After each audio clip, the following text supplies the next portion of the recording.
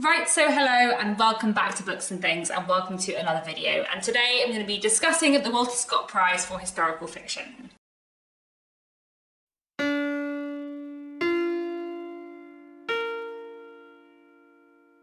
So the long list has just been announced this week for the Walter Scott Prize for Historical Fiction, which tends to be my favourite literary prize. It's the only literary prize I tend to read along with and follow. I really enjoy it. I'm always waiting for the long list to come out each year, and I'm really excited about this year's long list. So I thought today I would chat about the long list for the Walter Scott Prize this year, what books are on it, what books I'm excited to read that are on it. So the Walter Scott Prize is, as I said, a prize for historical fiction. So their criteria, I think, is that at least half the book must take place 60 years before the book has been published.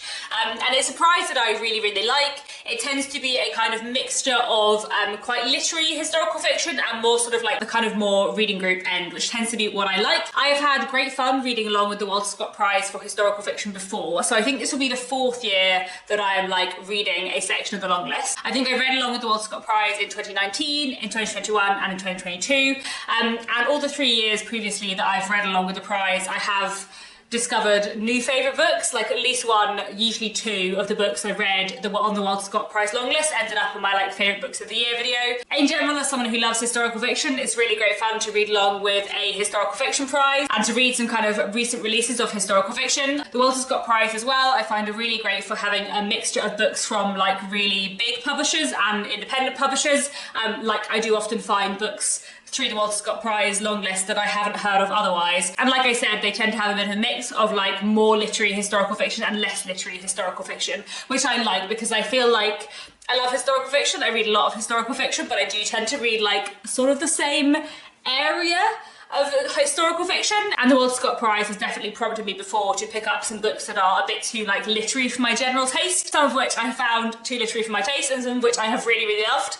So I really, really like the way the Walter Scott Prize kind of expands my historical fiction horizons. And as I said, I have often discovered really great new fantastic books and new fantastic authors through the Walter Scott Prize. So leaving aside my general ramblings about how much I like the Walter Scott Prize for historical fiction, let me talk about this year's long list. So there are 12 books on this year's long list. I haven't read any of them yet, but I would like to read some of them. I'm going to try and do what I have done in previous years, where I'm going to try and read the whole short list, which is usually 6 books, and then I'm going to try and read some of the long list before the shortlist is announced, but I'm not going to try and read the whole long list because 12 books is quite a lot, and some of these books I'm more excited about than others, but I'm going to do my best to read some of these books. I think probably out of the long list of 12, I'm probably going to end up reading 8 of them, but we're just going to see how we go, and it'll also depend as well on how easy it is for me to get hold of some of these books. I own one of them physically, one of them is on my TBR, and some of them I can get from the library, so we'll see. But regardless, I am excited to get some of these books. So let's take a look through the long list. First up on the long list we have The Romantic by William Boyd, which is published by Viking, and this book is set in the late 18th and early 19th century, and it's following the whole life of a man called Cashel Grenville Ross, who's an Irishman who ends up kind of becoming the confidant to great writers from this kind of time period, such as Lord Byron and Percy Shelley and Mary Shelley. I don't think this was a real historical person, but anyway, this book, The Romantic, is basically kind of about this man's life from the beginning to the end. I think this is probably going to be one from the long list that I don't read. The time period is quite interesting to me. I always like 18th and 19th century stuff, but I have read one book by William Boyd before, Any Human Heart, which I didn't really get on with, so I feel like this is going to be lower down on my priorities when there are lots of other books on this list that I'm a bit more excited to get to. So next we have These Days by Lucy Caldwell, published by Faber and Faber. And this one I'm really excited to get to. I'm going to try and prioritise this one. So this book is set in Belfast in 1941, and it follows the relationship between two sisters during the Second World War. They're both in kind of different, complicated relationships, one of whom is engaged to a doctor and is having kind of strain in her relationship with him, and one of them is falling in love with another woman. And the book is apparently about family and love and relationships during a time of war, and it sounds really, really great. I'm really pleased to see These Days on the long list. This is the book that was on my anticipated releases for 2022 video a year ago, more than a year ago, but I just didn't get around to reading it in the last year or two. I haven't got around to acquiring it either, but it sounds really great, and it's one I really want to read. It sounds very up my street in terms of the time period and the themes it's looking at, and I feel like I've read plenty of things set in World War II, but nothing set in World War II in Belfast, so I feel like this will be a really interesting read. I don't think it's too long either, so this is one I'm going to try and prioritise. Also on the list is My Name is Yip by Paddy Crew, and this was published by Doubleday. So this book is set in Georgia in the USA in the early 19th century, and it sounds like it's a bit of a coming-of-age story maybe about a boy and later a man called Yip, who is unable to speak and communicates through using a slate, and after accidentally killing someone in a brawl, he ends up kind of travelling across the USA on horseback. I think this sounds like quite an interesting one. I feel like this is probably not like at the top of my list to read, but it's probably somewhere in the middle. It sounds like it could be a really interesting story with quite an interesting setting, and it sounds kind of like adventurous, I suppose. The cover also really appeals to me for some reason, so maybe I'll end up picking this one up, we'll see. Next on the list is The Geometer Lovichevski by Adrian Duncan, and this was published by Tusker Rocks. So this one's premise sounds quite interesting. It's told from the perspective of a Russian scientist and mathematician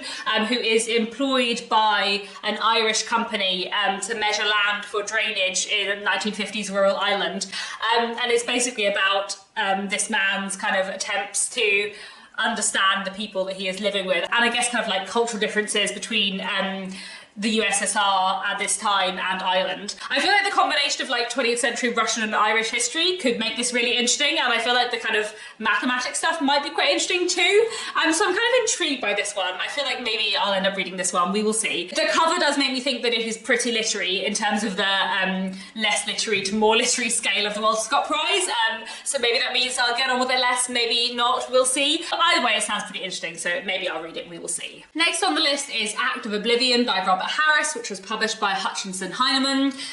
So this book is set in the 17th century, partly in England, partly in the USA. So it's about two soldiers who were serving under Oliver Cromwell, and after the restoration of the monarchy, they flee England and go to America, basically to avoid execution. And I think this is like loosely inspired by a real story. I think this sounds really interesting. I am hoping that I will read this one. I really like Robert Harris. I absolutely loved his Cicero trilogy when I read it years ago, but I haven't read anything else by him since. Saying that, I do have something else by Robert Harris on my TBR that I haven't got to yet, which is Conclave, which came out a while ago. However, I do feel like this book here, like, I feel like the premise of it is appealing to me more than Conclave, so maybe I will end up reading this before the Robert Harris book that I actually physically own. It does sound really interesting, but it is also a bit long. I think this is one of the longer books on the list.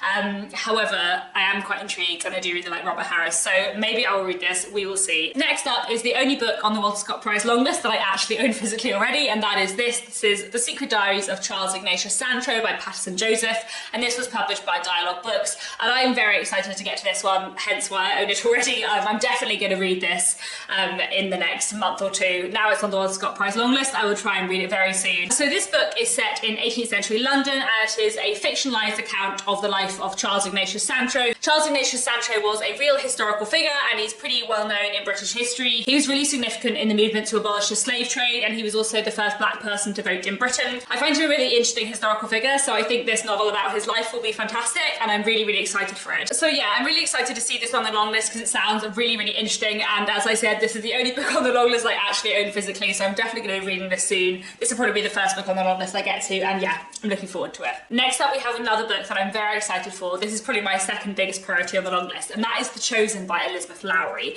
and this was published by River Run. Now, I have read one book by Elizabeth Lowry before. I read her book Dark Water, which was on the Walter Scott Prize long list several years ago now. I think it was probably in 2019, and I loved Dark Water. I thought it was a really fantastic book, but I hadn't really kept up with what Elizabeth Lowry had written since, so it's really nice to see that she has written another book, and that it is, again, on the Walter Scott Prize long list, and that it sounds fantastic, because it is about Thomas Hardy's wife, which sounds just very interesting and entirely up my street. So this book is about Emma Gifford, who was Thomas Hardy's first wife, and they had a very turbulent, complicated relationship, and after her death, Thomas Hardy wrote these series of poems, the poems of 1912 to 1913, which are some of my favourite poems ever written, and you get a complicated mix of grief and guilt in these poems by Thomas Hardy. And this novel, The Chosen, is a kind of fictionalised account of Thomas Hardy's wife's life, which just sounds so entirely like the kind of thing I'm going to find fascinating. So I'm really excited for this one. I think it'll be really, really interesting. And after